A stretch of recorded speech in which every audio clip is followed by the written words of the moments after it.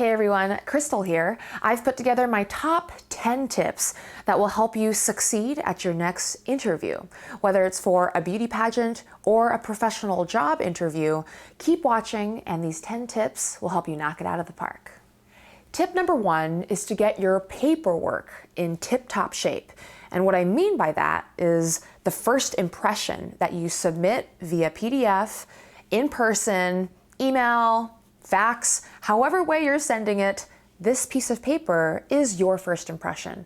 You have to make sure that the grammar is correct. Get it proofread by mom, dad, neighbors, English teacher. It doesn't matter. Get another set of eyes on it, because we've all been there where we're up late, we're typing, and the next morning you read it and you've maybe written the same word twice. The grammar is just not quite there. Make sure that it's polished and refined. Give yourself plenty of time to write that resume. Another thing you want to keep in mind is to take all of the instructions very seriously. I have a friend, Rose Chung, who runs the Miss Asian Global pageant. And one reason why she doesn't go into online applications is because with paper applications, she gets to see how well her applicants can follow instructions. So it's also a bit of a test. Make sure that you're following the specifications and the formatting properly, because the organizers want to work with someone who can follow direction. It's great to be easy to work with. This also goes without saying, but your resume should be 100% accurate and honest. I once had a contestant say that she spoke Mandarin on her fact sheet. So sure enough, I asked her a couple of questions in Chinese and she just froze. I don't think she expected to have a Mandarin speaking judge, but needless to say, she was not in anyone's top 5 after that. Judges don't touch that with a 10-foot pole. Tip number 2 is to be informed. You have to know what's happening in the world. If you don't know what's happening in the world, how can you expect someone to look at you as a leader? If you're not particularly inclined to read current events, if you don't like it, or if you didn't grow up in a family that really talks about it, that's okay. Just start reading as much as you can. There's so much journalism out there that's free. Just read it. Read it, go onto forums. You can even ask friends and family who are into current events to explain things to you. Have dinner, talk about it over the meal, and learn a thing or two, because that'll make you a better person in general, regardless of the pageant.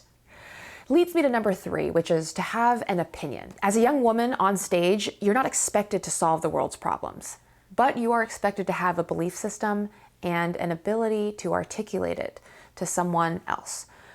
That is so important. Just have an opinion. It doesn't matter how crazy your opinion is, just have one. Have one, be confident in it, and use this opportunity if you're a young person to just know both sides, because I do think that younger people tend to be a bit more amenable to seeing both sides, whereas as you get older, you probably are more stuck in your ways. Right, Dad? The judges might ask a follow-up question to try to challenge your opinion, especially if it sounds like this judge really doesn't agree with you. But hold your ground and try not to be flustered, because sometimes judges ask these questions just as a way to see how firmly you hold on to those beliefs.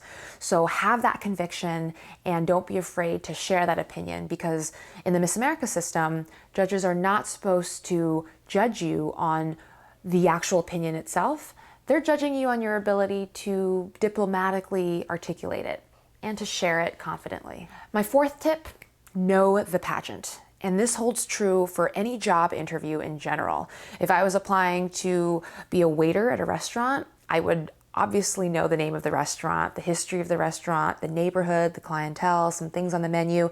Same thing for in the pageant. Know who the pageant directors are. Understand the history of the pageant, where the title holders do their appearances. Having all of this information only makes you appear much more prepared. Doing your research also means that you should know the scoring breakdown. Knowing the scoring breakdown is so key, because it will help you plan your preparation. Most reputable systems and pageant organizations will have their scoring posted publicly as well. So go find that and see if maybe your strengths align with scoring that complements your skill set. Then you have less preparation to do and you're probably more likely a good fit for what they're looking for. Tip number 5 is to really know yourself. I know this is a tall order for someone who's maybe a teenager.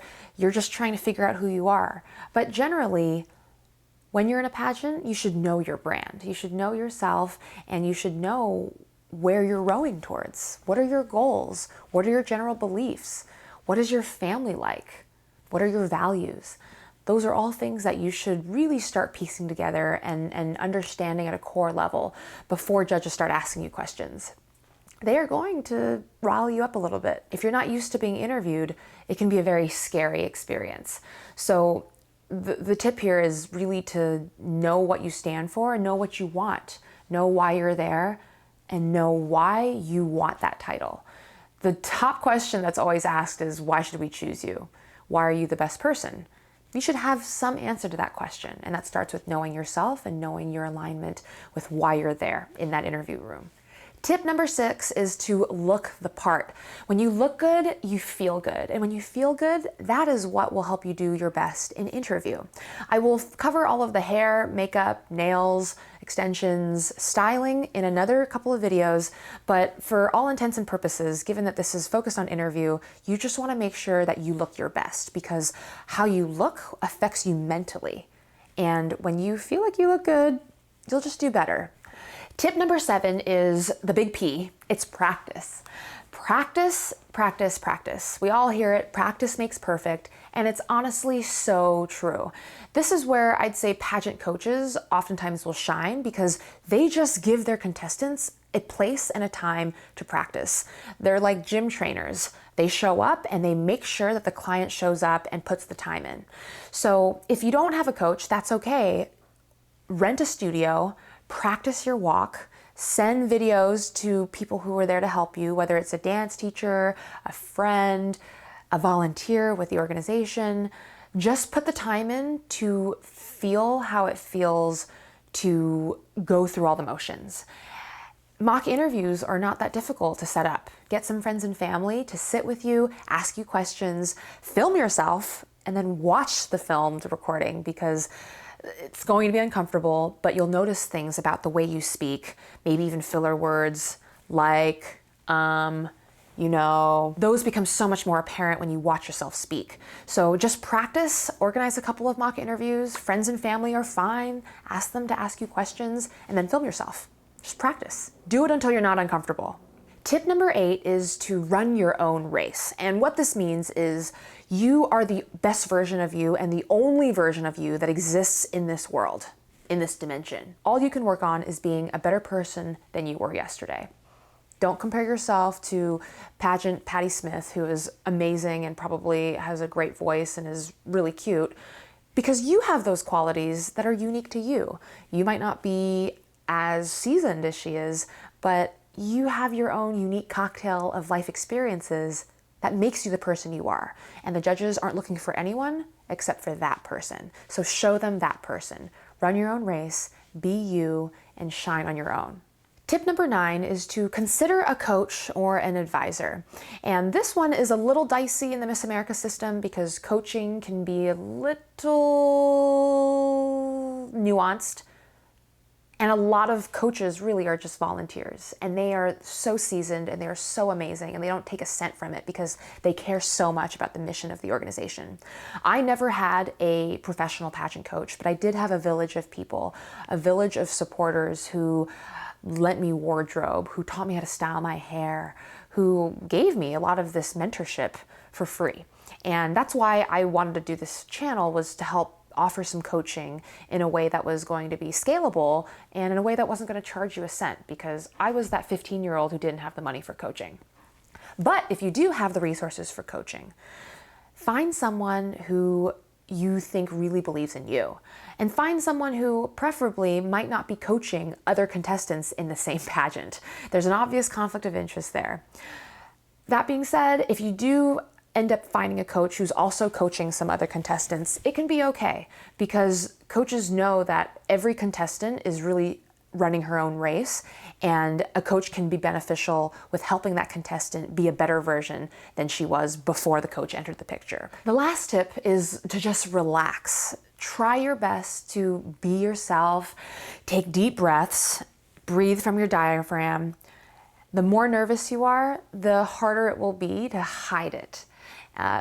Everyone will have some degree of nerves, but being able to hide it and to be able to quell it from just repeated practice, that is what separates the experts from the newbies.